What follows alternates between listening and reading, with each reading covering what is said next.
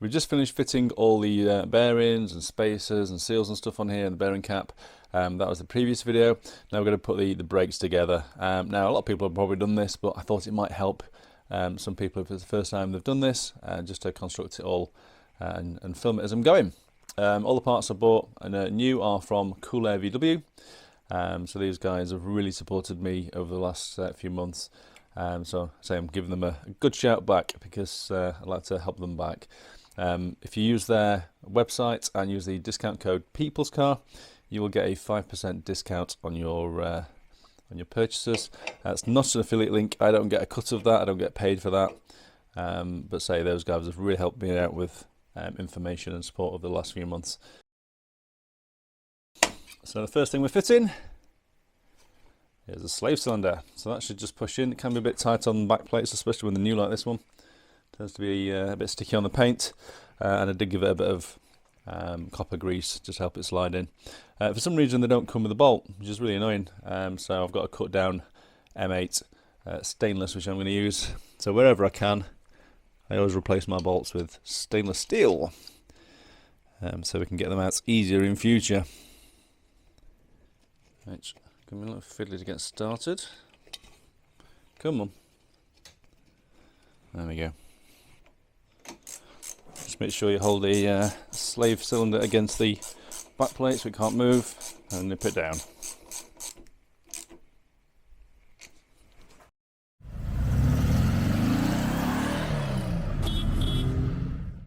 Okay, star adjusters. So give them a good old coating of copper grease because you don't want these things sticking. And they should just slot in the bottom there. Nice and easy. Adjuster screws, again, these want copper greasing up nice and liberally. You want these to stay as free as possible for as long as possible. Get your copper grease on there, and they screw into the star adjusters.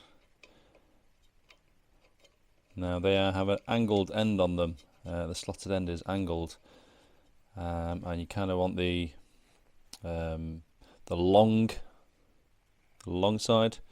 That'll be facing at the top, so up in the air, and the deeper groove will be down facing the bottom, because the shoe's going to come in like that. If you get them the wrong way, the shoes stand out too far apart.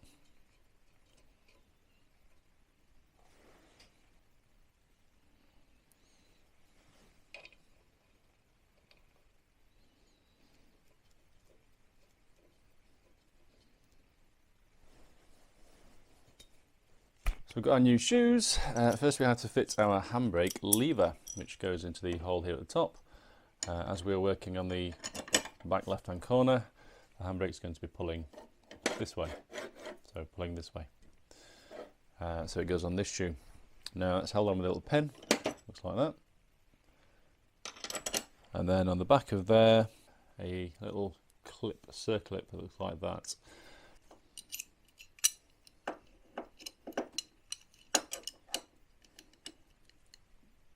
Give it a little nip, so as long as it doesn't push off. Job done. Next we get our splitter bar between the two shoes. Now these are sided, so basically it's this little divot here is where a spring will sit, and if you get the sided ones, the spring sits within that. If we get our handbrake, it goes on like so. So if you can see the shape there, and the orientation of the lever and the shoe, it goes in like so.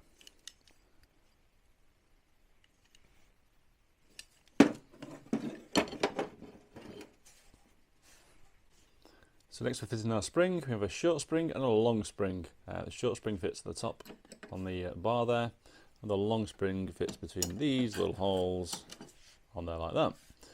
So if you get your bar, it should be a little clip, looks like that.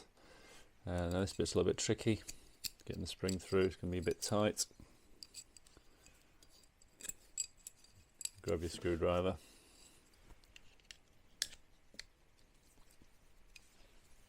Trying to do this in front of the camera is even harder.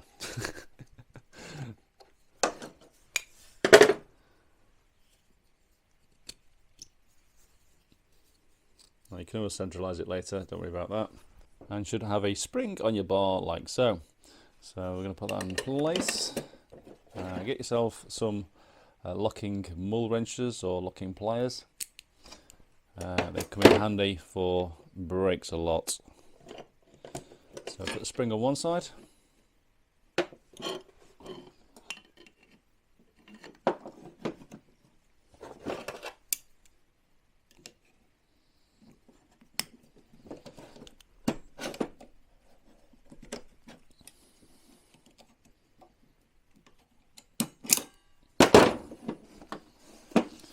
Place your top one on. Bottom springs come off, that's why they're pinging apart. Get your bottom spring on. And all holds itself in one piece. Okay, next we're going to fit this little bracket which holds the handbrake cable in place. It's a lot easier to do it now than when all these shoes are in the way. So this bolts onto the back of the back plate with a bolt which comes from behind here.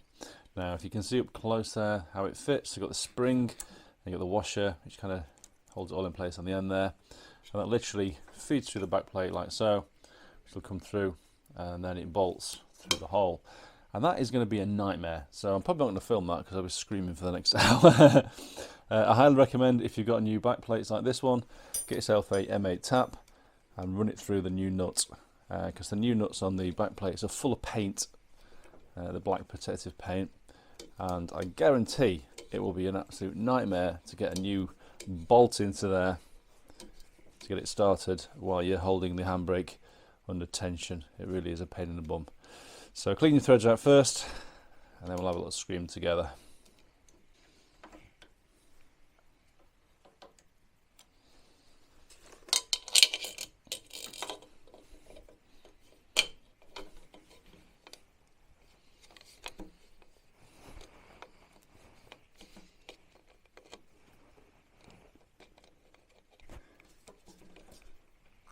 Yeah, I got it. I think I've got it.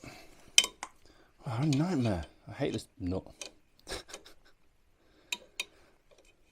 Yep, we got it. And it should fit something like that. Okay, so we're going to fit our shoes onto our back plate. If you get the pistons on the end of your slave cylinder here, diagonals, so what's that, 10 o'clock and 4 o'clock, let's say, on this side, your shoes should just slot in there nice and easy. You might have to pull it apart slightly. There we go. Lever it down slightly, get your handbrake, make sure that's fed the right side, put one side at the bottom, get your thumbs on and lever the other side in. Shoes installed. Just going to attach the handbrake cable while I've got a bit of movement in things. There we go. So the shoes are held in place with a spring, a pin and a little cap. The pins feed from behind, so from behind the back plate. There's a little hole in there. Let's locate it. It comes through the front of the shoe look. So this is where your mull grips come in handy. Adjust them so you can grab onto your little cap without crushing it. Just be careful. But it makes it super easy to handle. So hold your pin at the back, put your spring in place. If you put your mull grips in line with the slot there, you know which way it's facing, it makes it easier again.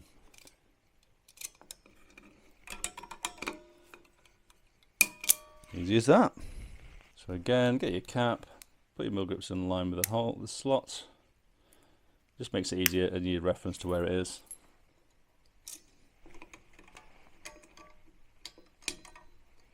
Feed your pin through the slots and 90 degrees. That was a good one. So just get your shoes nice and centrally located before you try and put your drums on. Your adjusters are all the way in, so it shouldn't be in too much trouble. They can drop down, slide down a little bit. Just get everything to settle nicely.